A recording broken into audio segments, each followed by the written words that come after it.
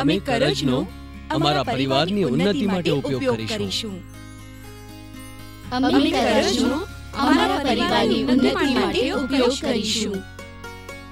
અમે કરજનો હપ્તો સમય પર જમા કરીશું. અમે કરજનો હપ્તો સમયસર જમા કરીશું. અમે યોગ્ય બચત કરીશું. અમે યોગ્ય બચત કરીશું. અમે અમારા બાળકોને ઉત્તમ શિક્ષણ આપીશું. અમે અમારા બાળકોને ઉત્તમ શિક્ષણ આપીશું. અમારા સહકારીઓના દરેક સુખ દુઃખમાં અમે સાથ આપીશું. અમારા સહકારીઓના દરેક સુખ દુઃખમાં અમે સાથ આપીશું. અમે કંપની સાથે સારા સંબંધ પ્રસ્થાપિત કરીશું. અમે કંપની સાથે સારા સંબંધ પ્રસ્થાપિત કરીશું. અમે જે કરીશું અને જે પણ બોલીશું એનો ઈશ્વર સાક્ષી હશે.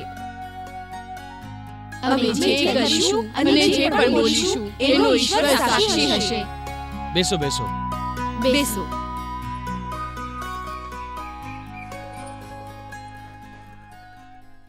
મને આપ સૌને એ જણાવતા આનંદ થઈ રહ્યો છે કે આજે આપણી સાથે વાતચીત કરવા માટે અમારી કંપનીના ઝોનલ મેનેજર પ્રીતિ મેડમ આવ્યા છે. હું લક્ષ્મી બહેનને નિવેદન કરું છું કે તેઓ ફૂલ દઈને પ્રીતિ મેડમનું સ્વાગત કરે. હાલો મેડમ.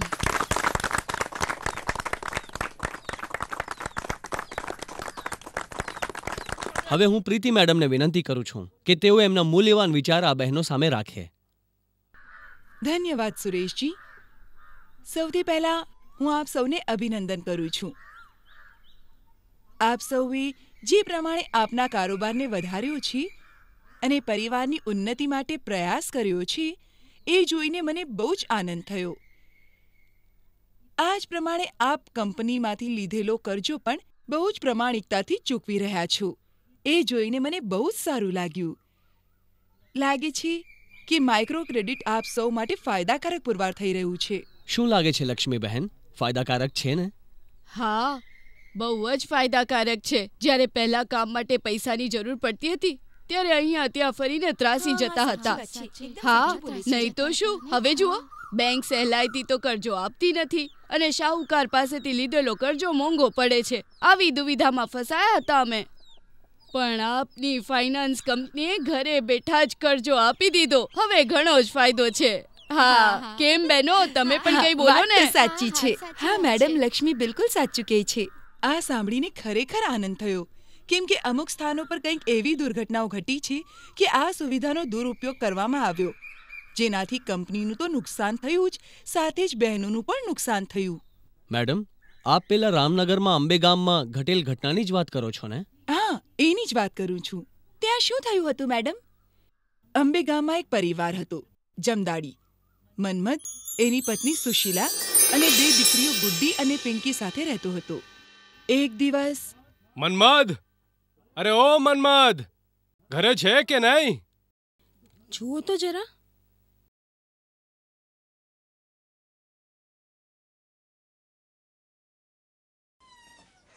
અરે તમે નાના ભાઈ?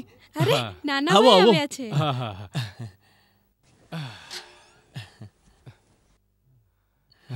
આવો, બેસો. હા. અરે ભાઈ, બહુ ગરમી છે તમારા હા ગામમાં. હા હા, બેસો. હું તો ત્રાસી ગયો. આલો, પાણી પીવો.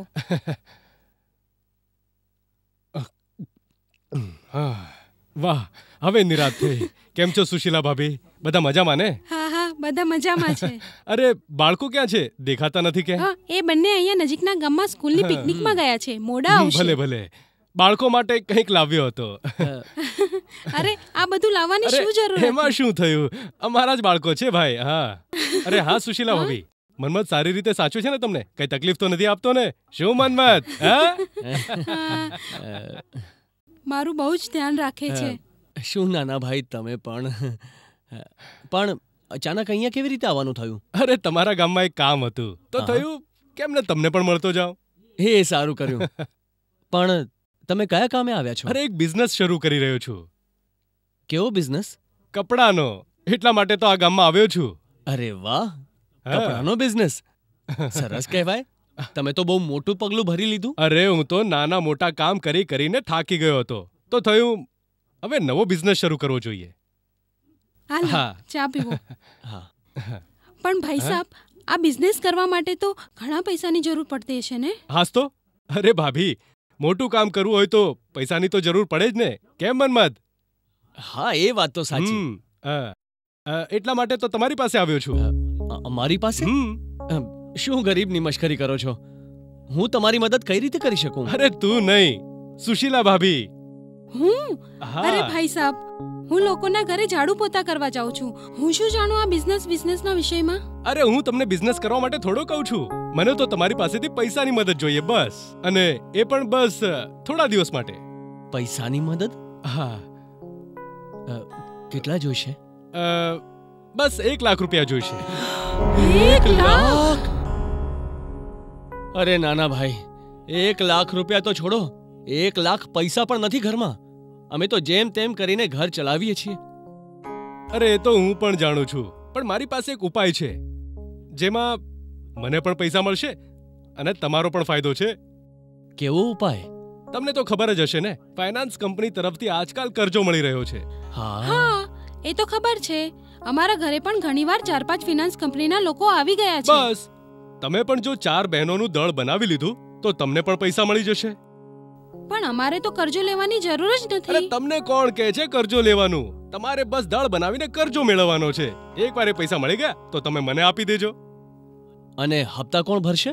અરે કેવી વાત કરો છો, હું ભરીશ ભાઈ. એટલે નામ અમારું, અને પૂરો કરજો લેશો તમે અને ચૂકવશો પણ તમે, એમ જ ને? એકદમ સાચું કહ્યું ભાભી. જોયું મન્મથ, તારા કરતા તો ભાભીનું મગજ વધારે દોડે છે. અને ભાભી, આ મદદના બદલામાં હું તમને 2000 રૂપિયા આપીશ. 2000 રૂપિયા? કેમ, ઓછા લાગે છે શું? ચાલો ઠીક છે, 3000 રૂપિયા આપીશ. અને એ સાથે જ ભાભી, બીજી બહેનોને પણ 1000 રૂપિયા આપીશ. પછી જલસા કરો તમારે. પણ નાના, આપણે લોકો ક્યાંક આમાં ફસાઈ તો નહીં જઈએ અરે ને? કેવી ગાંડા જેવી વાતો કરો છો. જો આમાં કોઈ ફસાવટ જેવી વાત હોત તો શું હું મારી સોના જેવી ભાભીને વચમાં નાખત? અરે શું મારી પર એટલો પણ વિશ્વાસ નથી? નહીં, તમારી પર તો પૂરો વિશ્વાસ છે અમને. તો પછી પણ વિચારવા માટે થોડો સમય તો આપો. હા, મારે પણ બીજી બહેનો સાથે વાત કરવી પડશે. એમને પૂછ્યા વગર હું તમને કેવી રીતે હા કહી દઉં? અરે સુશીલા ભાભી, તમે કહેશો તો આકાશમાંથી દેવતા પણ ઉતરી આવશે. ત્યારે આ તો બહેનો છે. અને આમ પણ અહીંયાની બધી બહેનો તમારી વાત માને છે, મને ખબર છે. પણ થોડો સમય તો લાગશે જ ને. તો પછી એક કામ કરીએ, આજે છે 28 તારીખ, હું 1 તારીખે પાછો આવીશ. ત્યાં સુધી તમે બધી વાત નક્કી કરી લો, બરોબર? મન્મથ, આ વખતે મારી મદદ કરી દે દોસ્ત. અને જો આ બિઝનેસ સારો ચાલ્યો તો હું તને 25% નો પાર્ટનર બનાવી દઈશ. ભલે નાના ભાઈ, હા. અમે લોકો વિચારીને તમને જવાબ આપીએ. અને તમે જમીને જજો. હા, હા, નાના ભાઈ, હા. હજી ઘણા કામ બાકી છે ભાભી. અને પાછો નવો બિઝનેસ છે ને, એટલે જરાય ફુરસત નથી. બીજી વાર આવીશ ને ત્યારે પેટ ભરીને જમીશ, ઠીક છે? અને હા ભાભી, પેલી દળવાળી વાત જરા જલ્દી કરી લેજો. હા.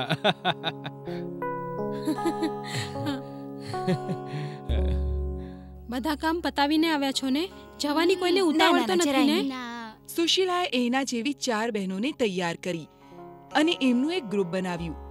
કેમ કે એમનો અપ્રાઇઝર રિપોર્ટ સારો હતો, એટલા માટે એમને 75,000 નો કરજો મળી ગયો, જે એમણે નાનાને આપી દીધો. પહેલા તો નાનાએ હપ્તા સમયસર ચૂકવ્યા, પણ થોડા દિવસ પછી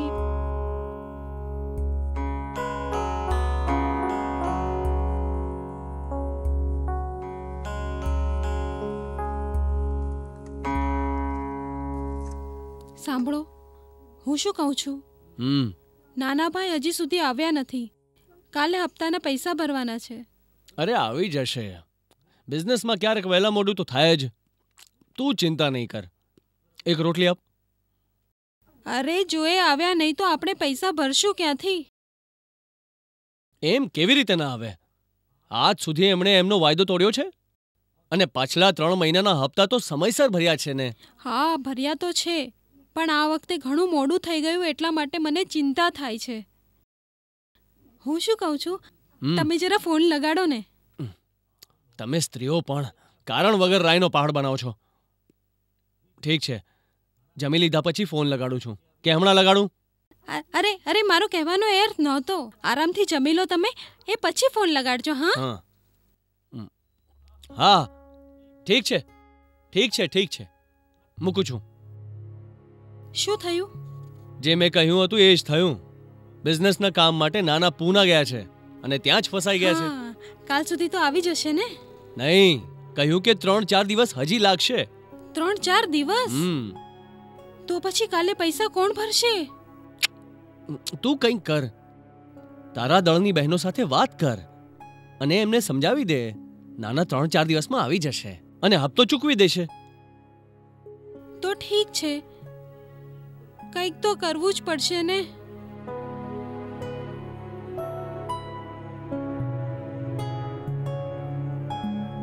એક મહિના પછી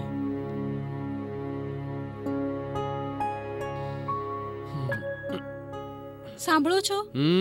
પેલા નાના ભાઈ સાથે વાત થઈ કે નહીં? અરે 2-3 દિવસથી ફોન લગાડી રહ્યો છું પણ લાગતો જ નથી. હજી 3 દિવસ તો બાકી છે ને હપ્તો ભરવામાં. જુઓ, તમે એકવાર ફરી ફોન લગાડો ને. ભલે, ઠીક છે ઠીક છે.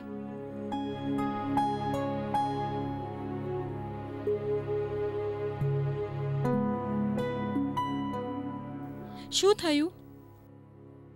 એક ધારું out of coverage area, out of coverage area એવું જ બોલ્યા કરે છે. સાંભળો, મને તો લાગે છે જરૂર કંઈક ગડબડ છે. હું શું કહું છું, તમે પોતે નાના ભાઈના ગામે જઈને જોઈ આવો ને. તું સાચું કહે છે.